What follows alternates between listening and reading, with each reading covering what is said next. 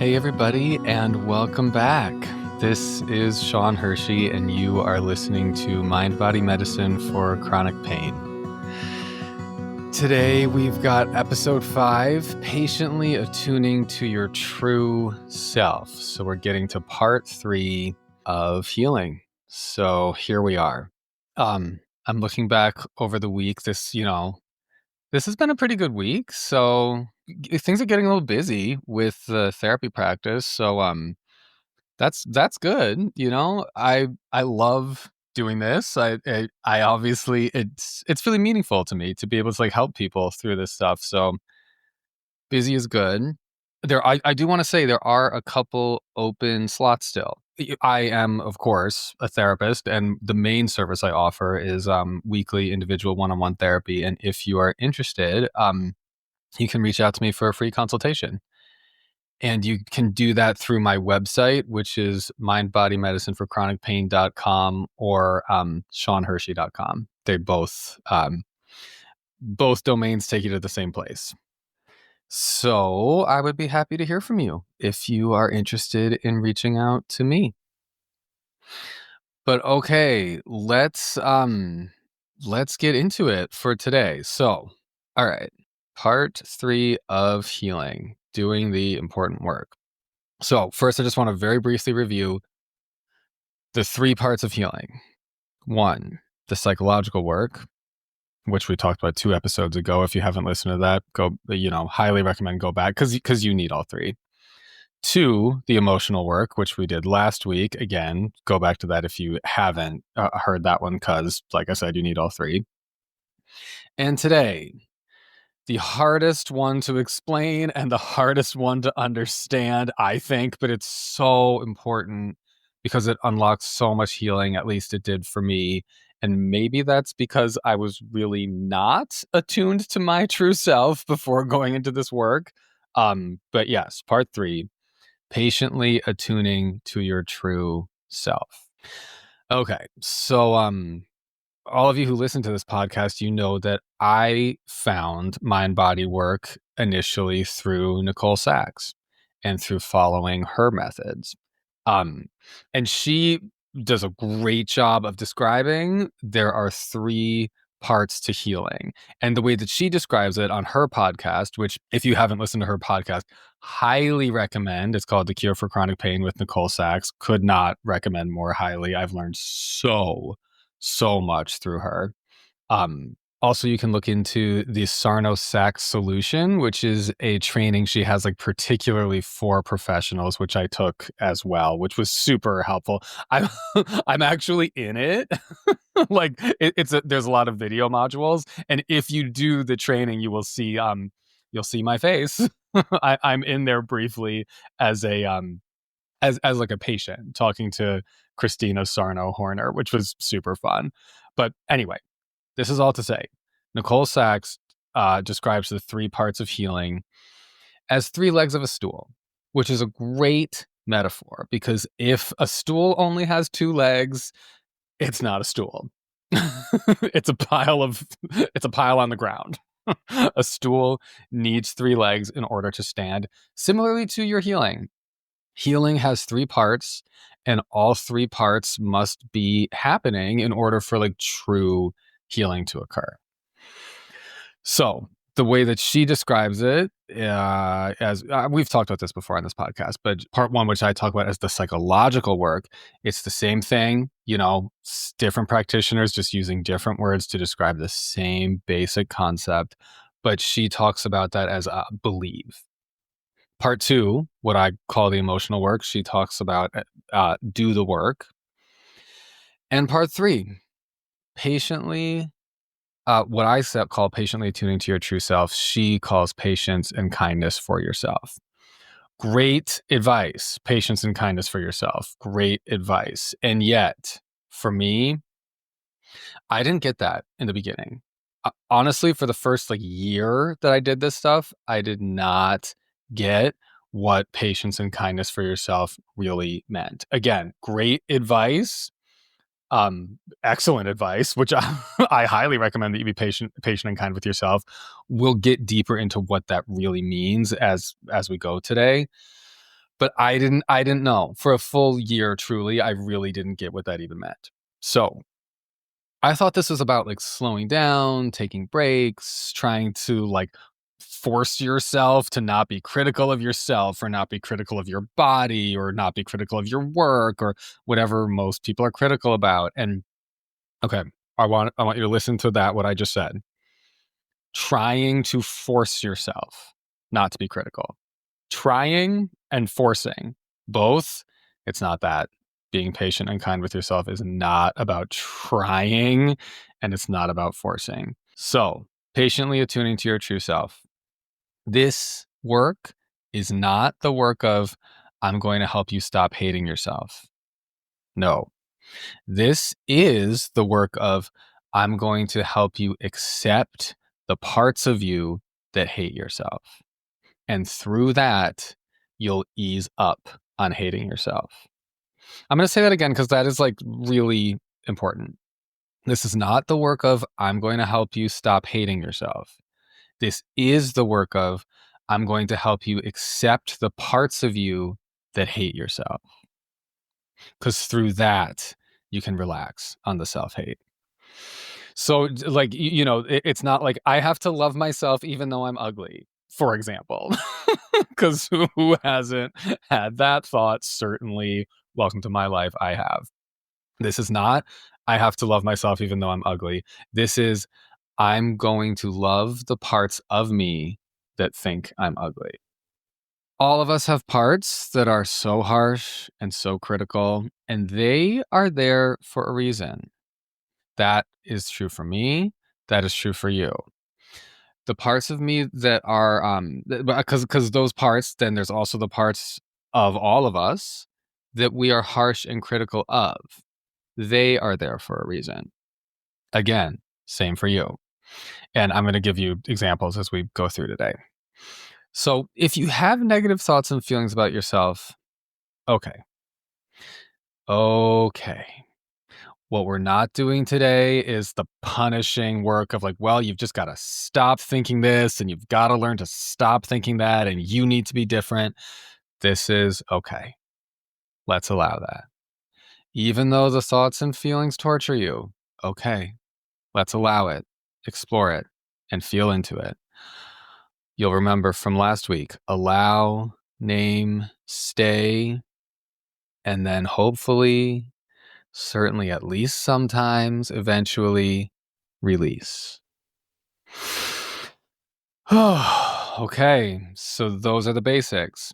There's a book that I've actually not read, but the title I feel like is so meaningful. Anyway, a book by Richard Schwartz on internal family systems therapy, and the title is There Are No Bad Parts. Internal family systems therapy is really parts work, the parts that exist inside all of us. Dr. Sarno referred, one of his books is called The Divided Mind, all referencing the concept that like people are complex. We do not want one thing and not want other things. We are complex. Parts of us want one thing, parts of us want another thing. Internal conflict. There are many parts of us, and there are no bad parts. That includes every part of me. That includes every part of you. It's all there for a reason. No bad parts. If you can internalize the idea of no bad parts, basically like that is the work of patiently attuning to your true self. But what we've got to do is like uncover like, who am I? Who am I? What are all the parts of me?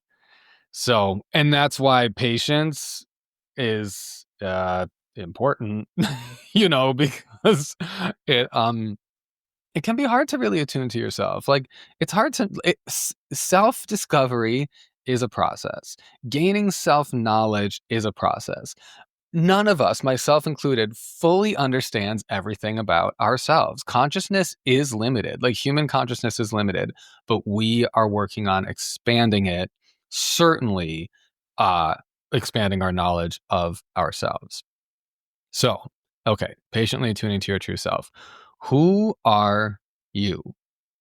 Yourself. Like yourself. Who is that? Like I said, Dr. Sarno wrote about the divided mind. Like, We all have different parts, different drives, sometimes competing agendas. So who are you really? The simple answer is you are complex. The harder answer is for you to discover. But let me share a little bit about my journey so you have an example. I'm going to start with goodism. Not everyone really is a goodist. Goodist being a term that Dr. John Sarno used to refer to somebody who really wants to be seen as a good person, somebody who wants others to not. It's slightly different than perfectionism, but it's like in the same family. It's not like I want to be perfect. It's like I just want people to think that I'm a good person. That is me 1,000%. I'm working on it, but like still, honestly, that's definitely some of the work for me. Like not caring about like do other people see me as good because that's so me. But that's not everyone. And I know that a lot of people listening to this, it will be you because that's a classic TMS personality trait. But it's not everyone. So an important question to ask yourself is why am I a goodist? So we're going to get into this stuff for me. And as you're listening to my story, I really want to encourage you to listen to this while thinking about you. What is your version of my story? Because definitely they're different, but you will find similar themes because we ended up in a similar place dealing with chronic pain.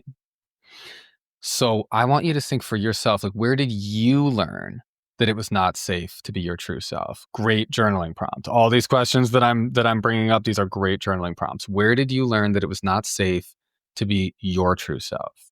Where did you learn that you could not tell your whole truth? Where did you learn that you could not be real?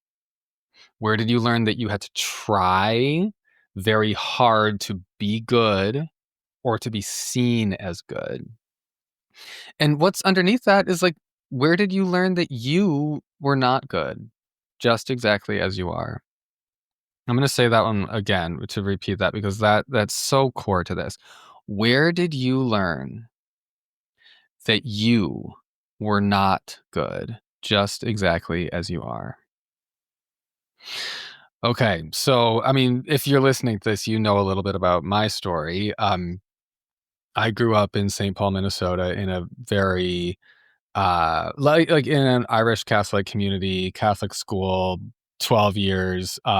Especially the earlier years of Catholic school, like my elementary and middle school. It was like it was a repressive environment, like, and it was a mixed environment. It was wonderful and, like, homey and comfortable in so many ways, and it was also, um, repressive.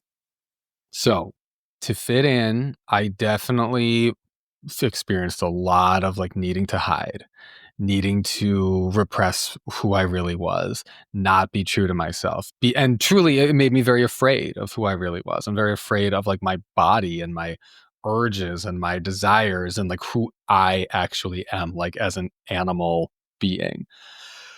And I was, I mean, you can go back and listen to the first episode is who is Sean Hershey. That I get much more into the details there, but as I was healing from chronic pain, I was processing a lot of that stuff, which was very important. Processing through that trauma that I dealt with was very important. But last year, my hip was still hurting bad. Like bad. I'm honestly like every day. It was like pretty bad every day for a long stretch. And it was getting better. And I was doing this work and I was doing, since I was doing the psychological work along with the emotional work, with the psychological work, I was pushing myself. I was like doing new things, doing workouts that I would have never have done before, doing like physical stuff that I was too scared to do. I shouldn't say would never have done before, but had not done for a while because of my hip pain. So I was like, this is working for me, but I still have like pretty bad pain in my hip, like all the time. Like, come on now. So I needed help. And what I didn't realize is that I was really not doing part 3.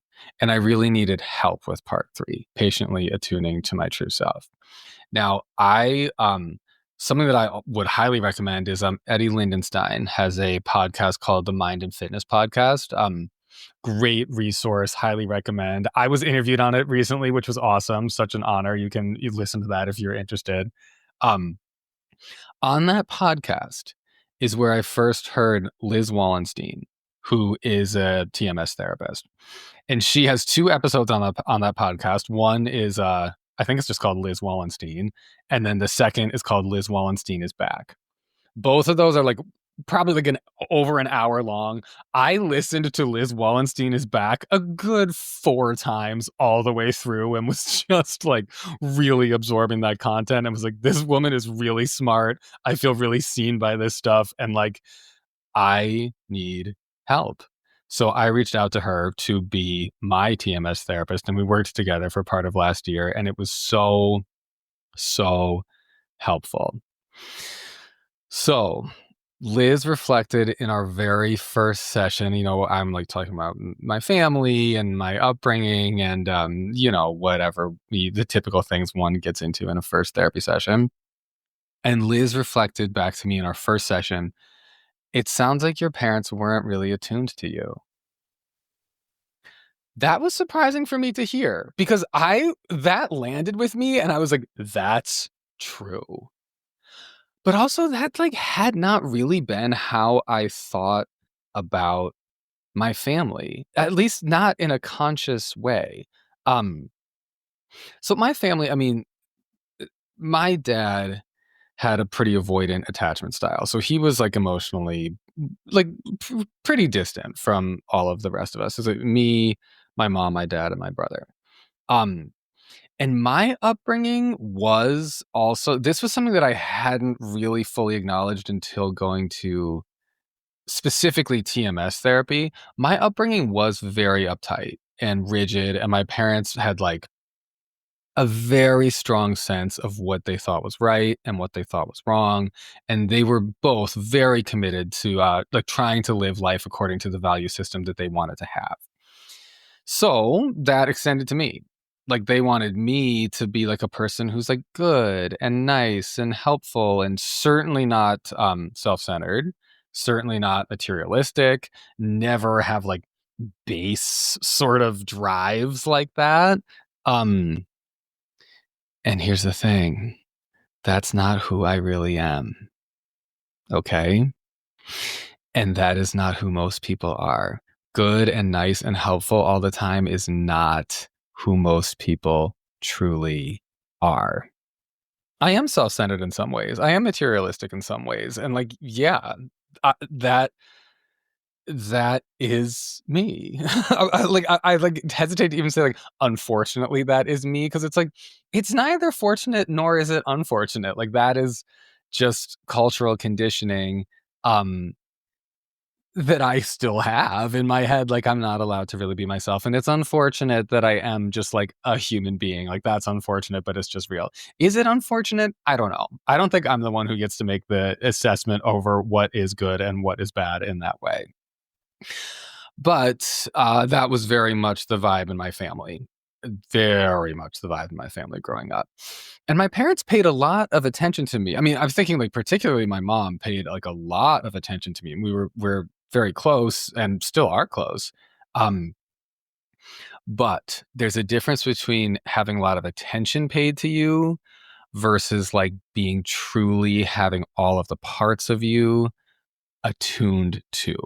So the way that I would put it is like my parents paid a lot of attention to me, but the effort was going into shaping me to be the kind of person that they wanted me to be, which is different than paying attention to me in a fully attuned way, where it's just allowing me to be who I am, letting me figure out who I am, them figuring out who I am. My childhood was much more focused on shaping me to be a certain way rather than allowing me to be myself. So I want to say this to make this clear because this is important to understand like, the truth of my story. My parents were well intentioned. Like their actions I mean, the way they raised me definitely big time interfered with my identity development, but they were well intentioned. Like that was not done intentionally to hurt me for sure. And I know that confidently. That's not everyone's story. But I want to make that clear that is my story. It was not like psychological abuse. It was not intentionally done to me. It was not like that.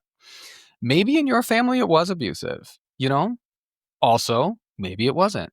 Remember, like we talked about in the emotional work episode, trauma is not what happened to you. Trauma is how it affected you. And all of us, me and you, and everyone who's listening who's dealing with chronic pain, all of us have landed in the same place. All of us need this work. All of us ended up feeling somehow we weren't allowed to be our true selves. And all of us ended up seeing our true selves as a threat. So we all belong here, all of us. And again, as you're listening to my story, I want you to be reflecting on like, what is my version? I'm talking to you, like meaning your version. What is your version of this story? What was it that led you to feeling like you could not really be yourself, that being you was in some way not good? Um, and certainly, like it's important for me to say. Part of my story is that, like, in some ways, my parents were very allowing. I mean, especially my mom around me being like a feminine kid. Like, she was not trying to force me to be more mask at all. And so, like, that was cool. My parents didn't really pressure me in terms of like grades. Um, like there were many ways in which I did not experience like the pressure to like perform or like be a certain way, but there were other ways where I really, really did experience that pressure. So, you know how in life, like you have to learn the same lessons over and over again, like they just come in different versions. Nicole Sachs, she calls that ascension. And maybe we'll talk about that more as we like go along, because it's such an important part of A, healing chronic pain, but B, just like life. I just want to briefly describe the way that Nicole Sachs talks about this if you haven't heard it before. Um, Ascension, this is the idea that life is not a journey from the bottom of the mountain to the top of the mountain in a straight line. This is the idea that life is a journey around the mountain in concentric circles where you get a little closer to the top each time, but you're going around and around. So it looks like when you're on the shadow side of the mountain, you're like, what? I've already dealt with this. I've already been here. I've done this before. Like, how the hell? I am back where I started. You know the vibe. I I can remember a very, very specific time, literally me at 18 years old, or 17. I guess I would have been 17 because it was my senior year of high school.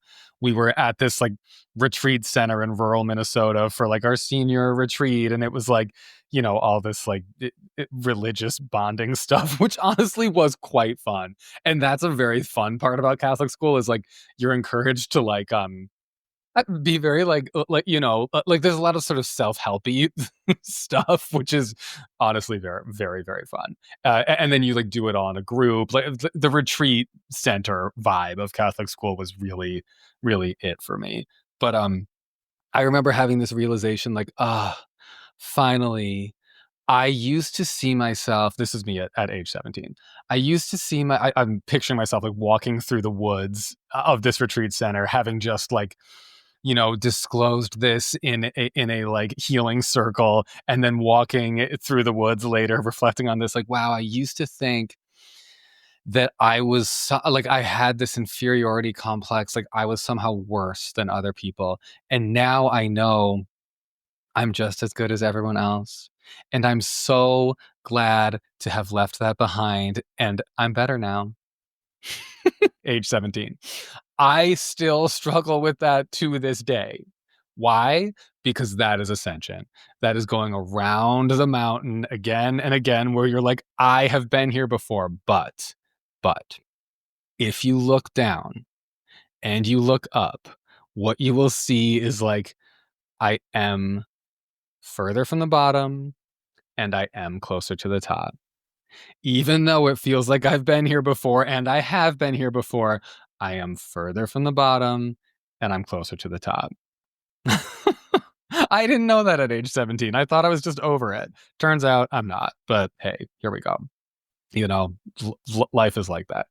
But anyway, I bring that up just to illustrate, like, you know, in my family, like, clearly, like, I really respect my parents for having done the emotional work to allow me to be myself in the ways that they were able to allow me to be myself.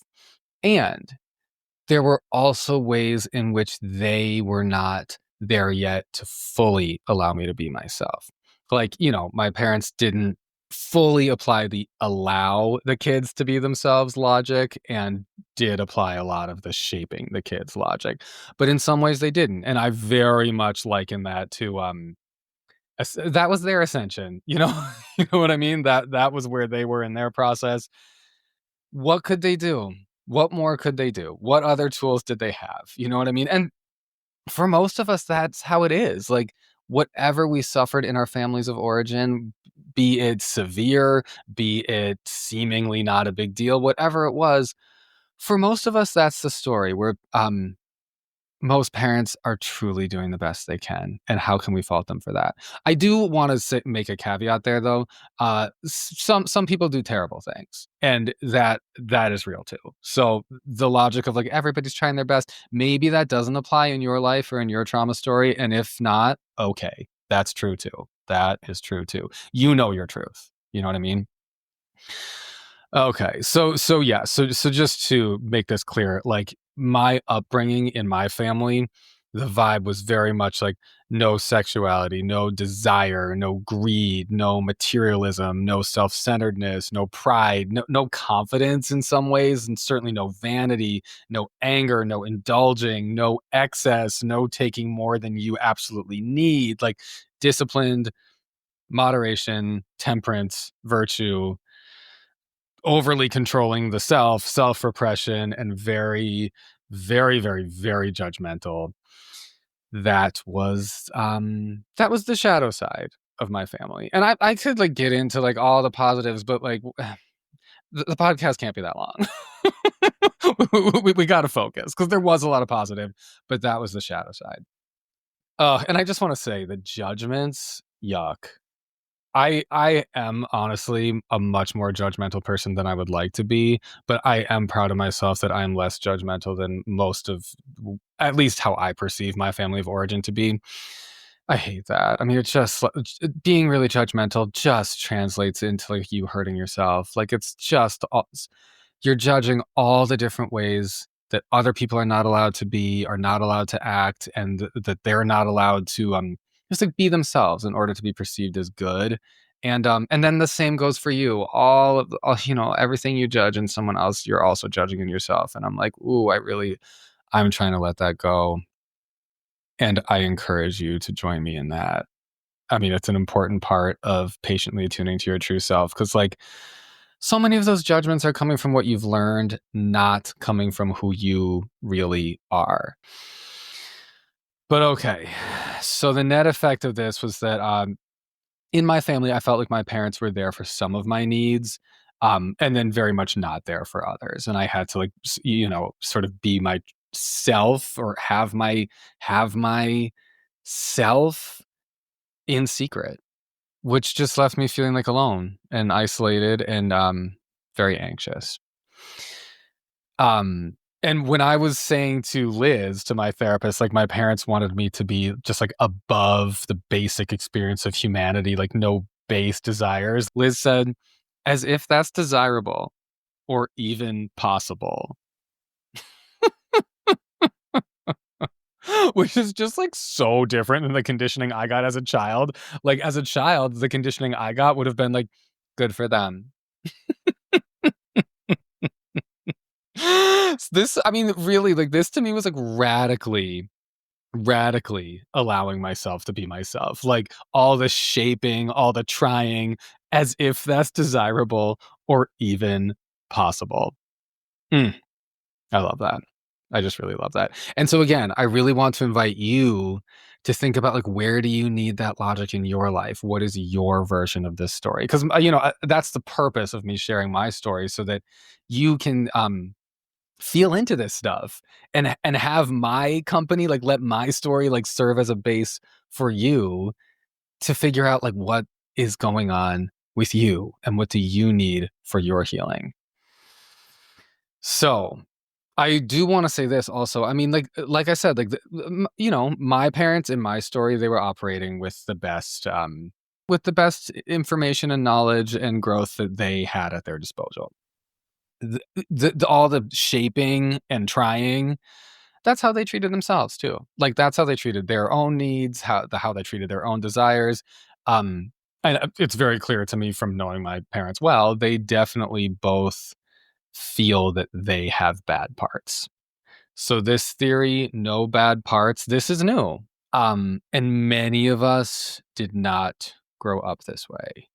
Probably, honestly, I would almost wager to say all of us. Like, if you're somebody listening who's in chronic pain and you're working on healing, I mean, I don't know. I would be interested if anybody didn't have some aspect of the idea that there are bad parts to them in their childhood. Because it's just, I mean, it's so core. It's so core to the experience of chronic pain. Like, there's something wrong with me. I mean, talking about how my parents believe themselves to have bad parts. I mean, my dad has severe chronic pain, severe, and my mom, goes in and out of like various symptom imperatives. So it all tracks. All of it tracks with TMS theory, which is nice and comforting to know that, like, yeah, TMS theory yet again makes sense and proves itself to be correct. All right. The second thing that I just want to briefly also touch on with my childhood story and my early story of like what led me to feel that there were bad parts to me and what led me to feel like it was not good to be myself. I also felt very scared of my body's natural attractions and urges. As like a young gay teenager, that was so traumatizing. Like being inside my own body was very scary.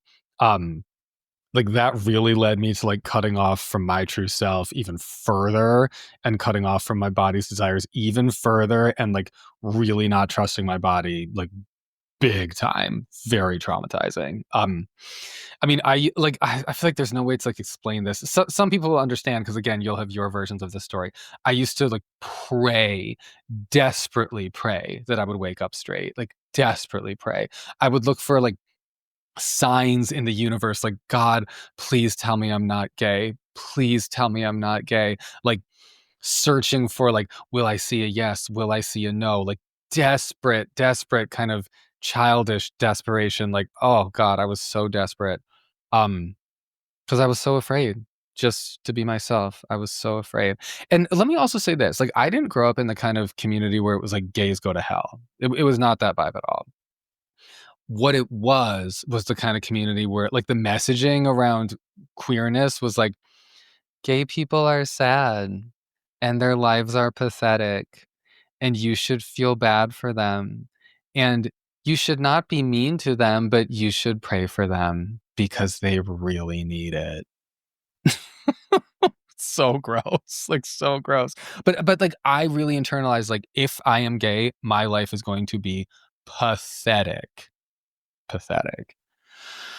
Oh God. I like hate even thinking about that, which is like then I should go back there and feel that because that is what must be worked through to work through chronic pain is feeling into the stuff that you don't want to feel. So here I am doing that in real time. Okay, so to transition to so why does not being attuned to your true self, why does that cause pain? Okay, so the reason why is because when you interpret your true self as a threat, that activates the danger signal of pain. Your body, if you are not attuned to your true self and you believe your true self to be a threat, Your body responds to all of those needs coming up, all of those desires coming up. The very existence of your like core animal self um, will be responded to by your mind body system as a threat. And so it will be responded to with pain signals. You being you becomes the threat in the pain threat cycle. And like I've said before, wherever you go, there you are. So there's no way of getting away from it. There's no way of getting away from you. There's no way of living a good life when you see your true self as a threat for your whole life. There's no way. There is no way. There's no other choice but to learn first to patiently attune to your true self. And then second, then you can get to what Nicole Sachs says, wise wisdom, patience and kindness for yourself. Each of us, including me and including you, is literally an animal. Like we are parts of nature. And this is, I don't know whether it's random evolution or what.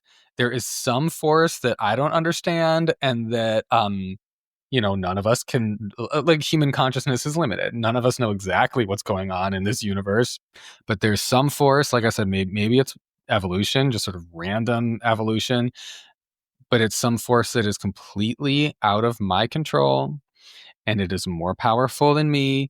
And that force or those forces somehow created me and you too.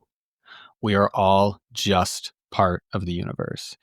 Everything we are, every part of us, it is just part of the universe. We did not do that to ourselves. We did not ask for that. We just are here. Our bodies are the bodies of animals. So, yeah, like getting into the core animal self, like basic animal drives exist in all of us. And they include things that we might not think are like the cutest things to be in society. Like basic animal drives include like being territorial, like in-group, out-group pack mentality, fighting to secure resources for the self, attention to status in the pack, seeking food, hunting for food, like killing other animals for food, sex, mating, seeking pleasure, avoiding pain. Like these are all animal drives that we have in us. And here's the thing, all of you with TMS like myself, you need to hear this because I need to hear this. We all have animal drives. We can't control that and we can't override that. We just can't. It is what it is and there's no way out of that.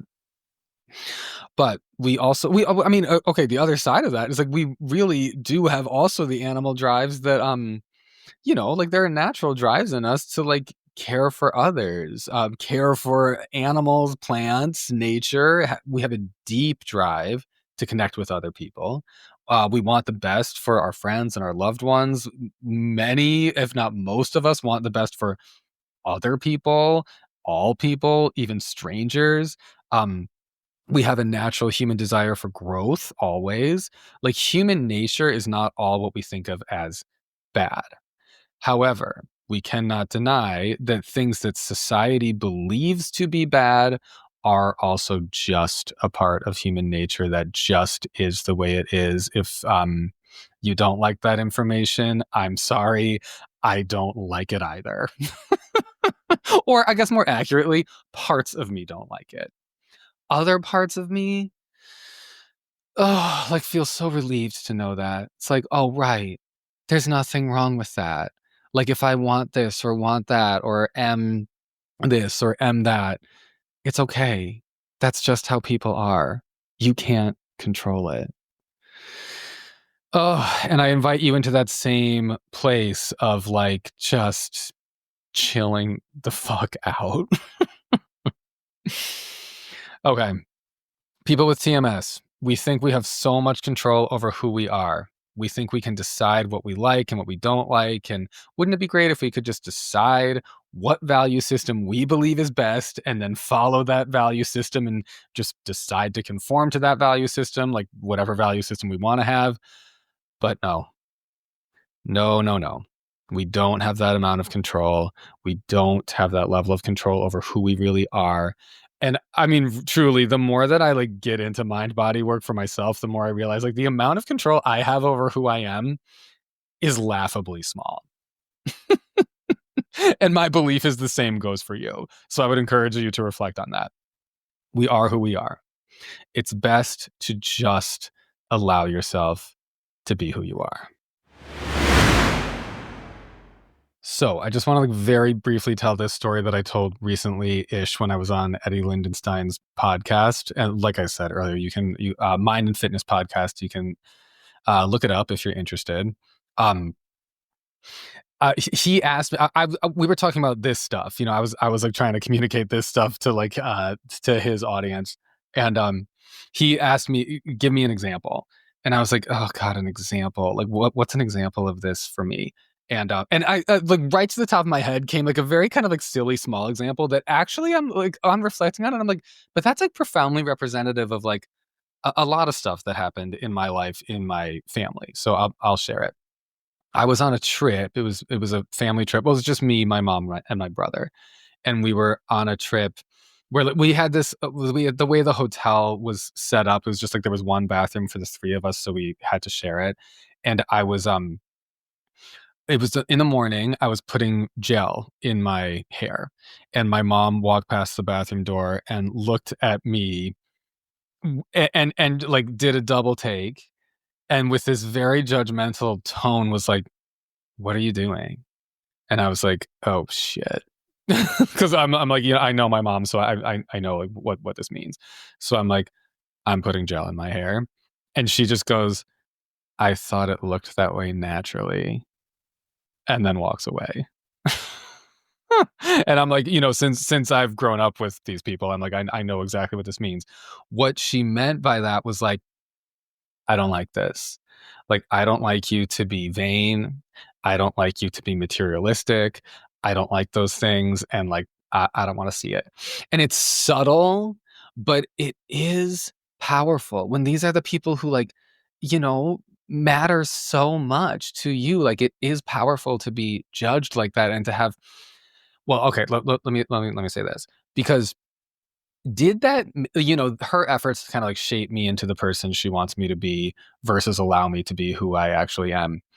Did that comment make me think like, oh, let me just not be vain, quote unquote, or materialistic, quote unquote. Let me just not be that anymore.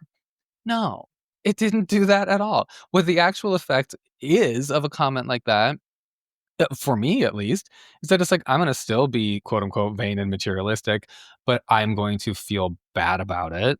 I'm going to feel like it's wrong, and I'm going to feel like I have to do it in secret. You know what I mean? Subtle example. I feel like it's sort of like a funny, like silly example, but like take that. Take that, and like, where did that kind of stuff happen to you in your life? You know, where did it happen in small ways, and maybe where did it happen in really big ways, where it was really, really damaging? Because that's the work that we're doing here in part 3, patiently attuning to the true self. And what we have to focus on are the parts of ourselves that have been exiled, because those are the parts that it takes a lot of patience to get back in touch with, because those parts are seen as a threat and they are honestly in exile. And I'm taking that, the term exiles, I'm taking that from internal family systems therapy. There are parts of ourselves that live in exile because others have exiled, others have judged them or not accepted them so harshly that we have decided that those parts need to go into exile. Okay, so okay, all right. Backing up, I want to go back to not everyone is a goodist. So, what is the TMS personality and how does it develop?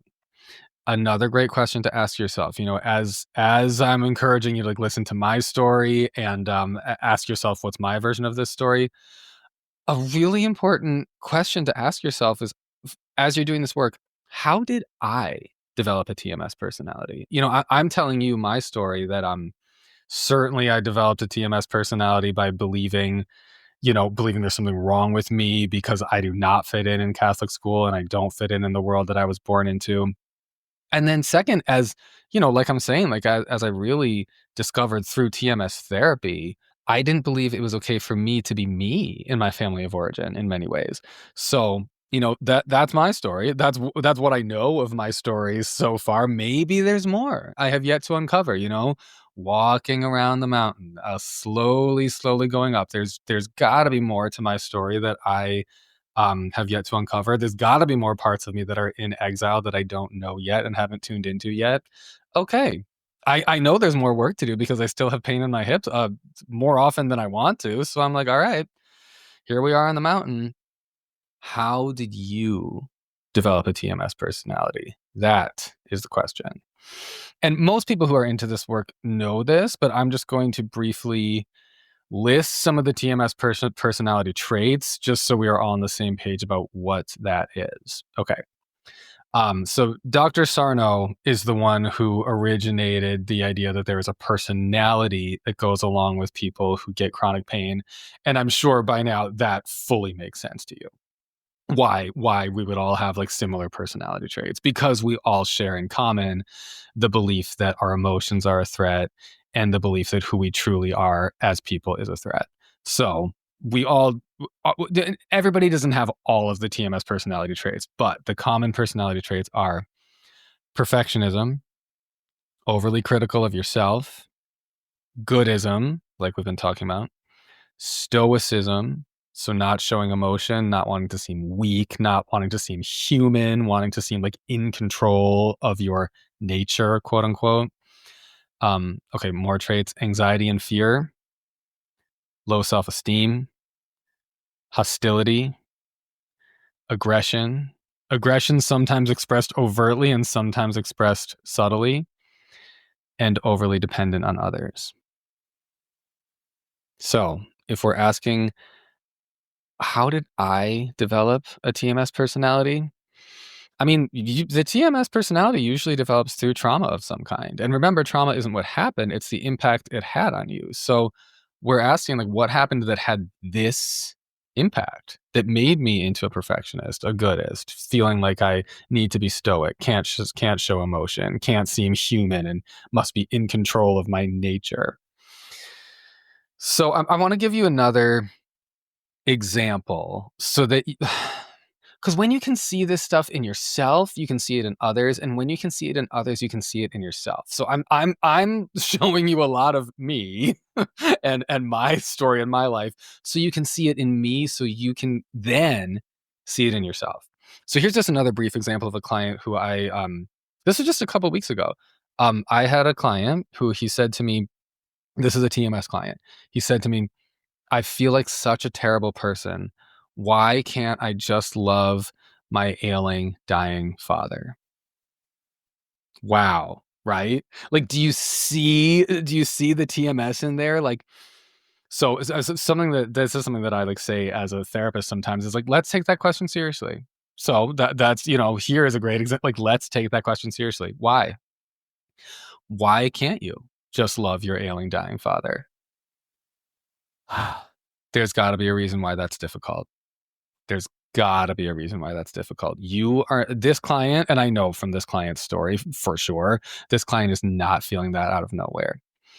If you're like, for like this example, I feel like such a terrible person. Why can't I just love my ailing, dying father? I hope by now at this point in as we're going through this process of me, talking about patiently attuning to your true self, hopefully by now you can see the self-denial and the lack of patient attunement to his true self in this client right here. Like, this client dealt with so much bullshit from his father his whole life. Like, my God, I feel like such a terrible person. Why can't I just love my ailing, dying father? I mean, okay, you want to love your ailing, dying father. I totally respect that. I totally respect that part of you. Absolutely. And if it's hard to love him, there's a reason for that. It's not just because you're a bad person and you've got to let it go and you shouldn't feel that way. You're not allowed to have your needs. You're not allowed to have your experience. You're not allowed to have your truth. Whew. You see how all that is just like, interpreting your basic experience as a threat. You see that, right? Oh, I hope that's clear, because the clearer that becomes to you in others, the clearer you'll also see it in yourself. Okay. So I want to get back to the reminder that like trauma is not what happened, it's how it affected you. Like, and I'll say for me, like, have I experienced sexual trauma? Abso-fucking-lutely. Like, abso-fucking-lutely. Growing up, feeling my sexuality was like so wrong and so scary, and begging to a god that even as a teenager I didn't really believe in, but begging for him to like point his finger in the sky down on me and save me from myself. Yeah, that has the effect that has had on me throughout my life is like, yeah, I I have been cut off from my sexuality, cut off from pleasure, definitely in my life. So like, yeah, I've for sure experienced sexual trauma. But like, okay, so I want to get into this. Like, have I experienced rape? No. Have I experienced sexual abuse? No. If you don't think you've been through trauma, it's okay. You've still been through something that's bad enough that you've landed here. Also, if you do know you have been through trauma, like obvious trauma, maybe you have experienced rape, you have experienced sexual abuse. Again, okay, great. You and I are both here together in the same general spot, walking up the mountain in concentric circles, recovering from chronic pain. We both belong here. I feel like there's a lot of attention in the TMS world, that go like there's so much attention to like, even if you don't think you've been through trauma, you still count. You know what I mean? Which is true, and I definitely needed to hear that big time because TMS, repressed emotions. Like, I didn't realize I went through so much shit until I started like really facing my emotions and really facing my true self and doing this work. So I am with those of you who are like, but I hadn't been through trauma, and then you realize like, oh, actually I have. So I can see why there's a lot of attention paid to that in this work, because a lot of us are like that. Certainly I am. I do want to say though, this also cuts the other way.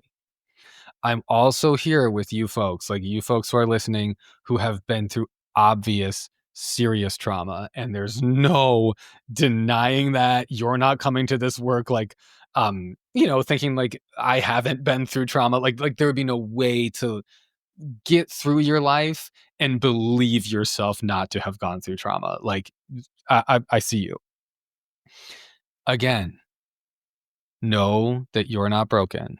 You are not worse off than I am in this healing process. We're both here. We're both in the same general spot. Like I said, walking up the mountain, doing the work to recover from chronic pain. We landed in the same place. So, yeah, I'm not broken. You're not broken. I'm here with you. You're here with me. There's nothing wrong with you. There's nothing wrong with me. That cuts both ways. Okay. So, as we are wrapping this part up, we are going to get into what do I do now? Because as you're healing, like you need to have a plan in place. You know what I mean? Like you need like there's you know the three parts. And so now we are talking about what do I do? Let's get a plan in place so that I can take action in order to do something to heal. So I do want to briefly, I have to bring this up because it's so important. This is something that I learned from Nicole Sachs. Like I learned so much from Nicole Sachs because something she talks about regularly, which I certainly need to say at this point. This is a quote from Nicole Sachs. Life is a choice between what hurts versus what hurts worse. Life is a choice between what hurts versus what hurts worse. She does a deep dive into this in her online course, which is called Freedom from Chronic Pain. That was basically my introduction into this work for myself. I definitely recommend that. So helpful. And I'm just going to briefly describe this so that it makes sense to you, because it's such an important part of healing. It has been for me. And this mindset it's like it just is an important part of the healing process. Two choices: what hurts and what hurts worse. There is no third option. If only it were three choices. Life is like either there's going to be stuff that's hard, or there's going to be stuff that's harder, or everything can be awesome and perfect. Yay! That third option is not there. So, as we're talking about like what do you do now? What is your plan? Um I want to apply that logic to this, patiently tuning to your true self. The options are: one, being who you really are, feeling what you really feel. That's option one. And that is hard, because that means that like you have to face the parts of you that you have been taught not to like. That means you have to face the parts of you that have been driven into exile by whatever trauma you've been through, by whatever interpersonal shit you've been through. That means allowing those parts to be the critical, the stuff, the parts of you that are so critical, the other parts that you hate because like those are the parts you're critical of. Yeah, even the stuff you hate about yourself. Yeah, that's you. I know, because it's me too. And it sucks. That hurts. To have to be yourself in a world that is just harsh, that hurts. Okay. The second option is what hurts worse. Denying all that, repressing all that, pretending it's not real, and then you have chronic pain and symptoms. I say that hurts worse. Now that's up to you. You know, you get to make that choice. Like maybe for you, really facing who you really are and what you've really been through, there are times where maybe that does hurt worse than just like getting through a day, just like in a state of denial and repressing stuff and being just like, I can't focus on that.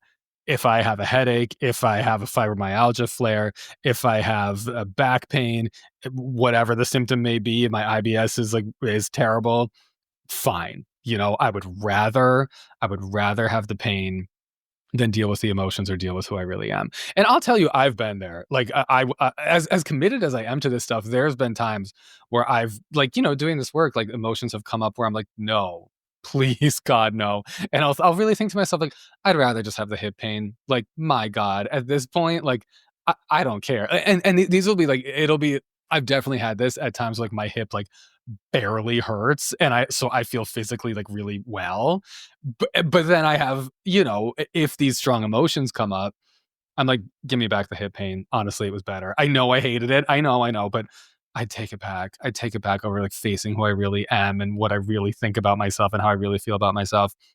So it is a choice. You have a choice between what hurts versus what hurts worse. Option 3, which does not exist in this circumstance, would be like, I get to shape myself into exactly who I want to be. Not possible. It is not possible. Whew, wouldn't that be awesome? But it's not. It's just not. So as you're deciding, or as as you're thinking about like what do I do now? The basic message of part 3, patiently tuning to your true self, is stop shaping yourself into who you think you should be and start allowing yourself to be who you really are. Tune into all of those parts of you and be patient with all of those parts of you and work on loving acceptance for all of those parts of you. As hard as it is, don't fight reality. Find who you really are. Find those exiled parts. And then at that point, then you're ready to do what Nicole Sachs so wisely says: develop patience and kindness for all those parts of yourself. Whew. Okay. So those are the basics of part 3. I hope that is landing. So the last thing that I want to talk about is, again, we're under the category of what do I do now? Develop a daily practice, develop a daily practice, develop a daily practice. That is my best advice that I can give you in terms of what do I do now? Develop a daily practice. I have found that doing chronic pain recovery is like a full mind makeover.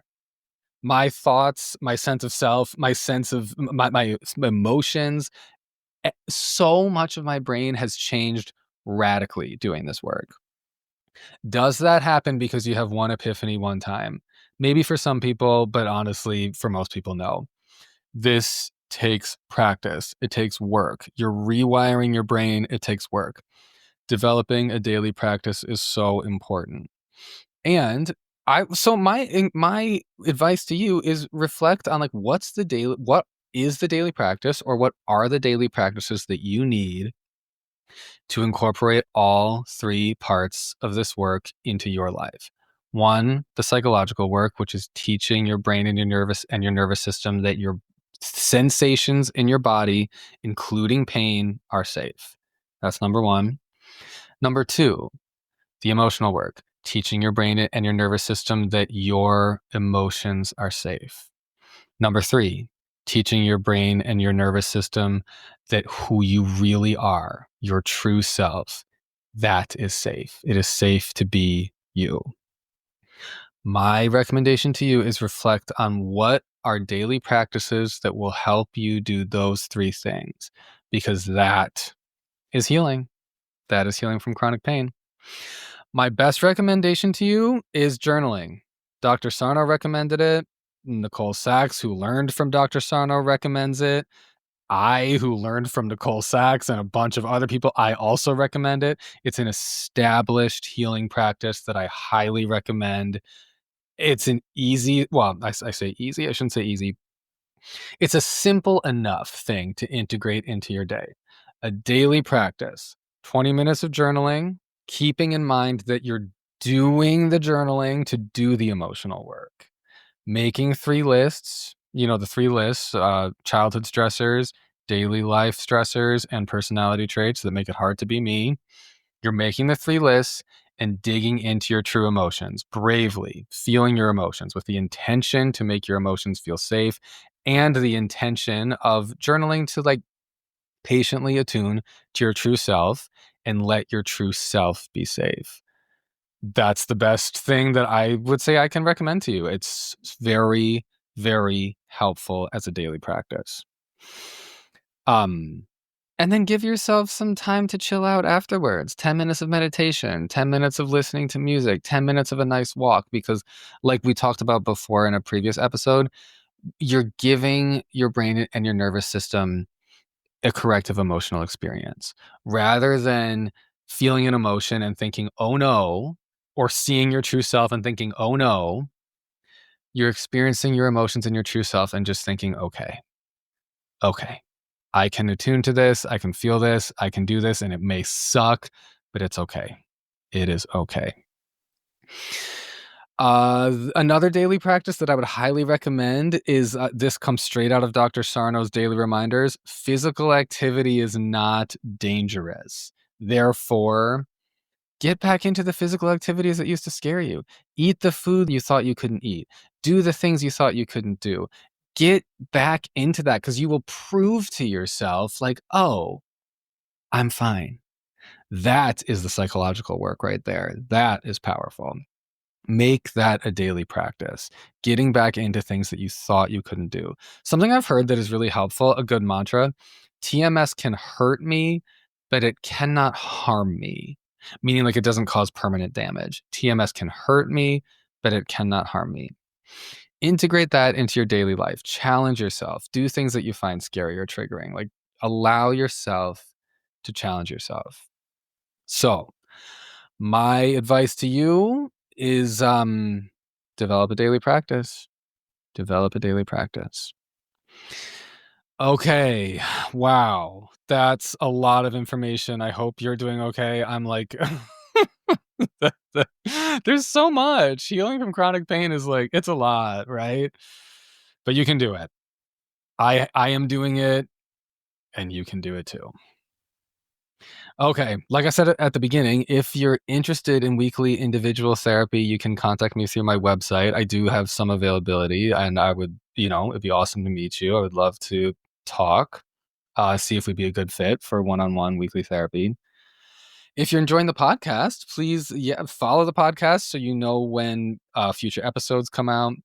I would really appreciate rating or reviewing the podcast if you like it. That would be awesome. I'd appreciate it. And in terms of like developing a daily practice, certainly a weekly practice to get information about chronic pain, like psychologically into your head, listen to the podcast. Listen to Nicole Sachs's podcast, The Cure for Chronic Pain. Listen to Eddie Lindenstein's podcast, which is the Mind and Fitness podcast. So the more information you have, the more helpful. Dan Ratner also has a podcast, Crushing Doubt. Great. All those are great resources. And if you want, you can follow me on Instagram at mygaytherapist. Okay, this has been super fun. Wow. There's the 3 parts. There we have it. Done, and done. I will be back next week with some more stuff for you. And until then, I'm wishing you the best. Happy healing.